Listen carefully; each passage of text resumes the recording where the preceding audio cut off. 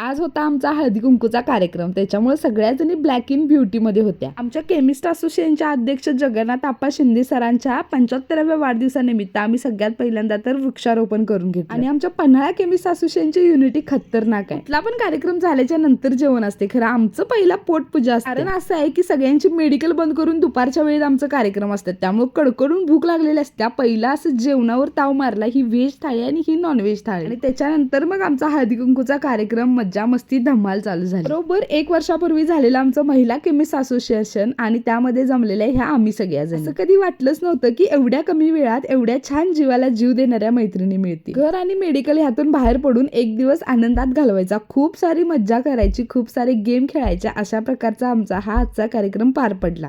खरं तर प्रत्येक महिलेच्या आयुष्यात असा एक ट्रेस बस्टर दिवस यायलाच पाहिजे, ज्याच्यामुळे आयुष्यातले ताण तणाव त्रास कमी होतील. सालाबाद प्रमाणे बिशी घेऊन आम्ही आमचा आजचा कार्यक्रम संपवला. उद्या चलो, बाय बाय.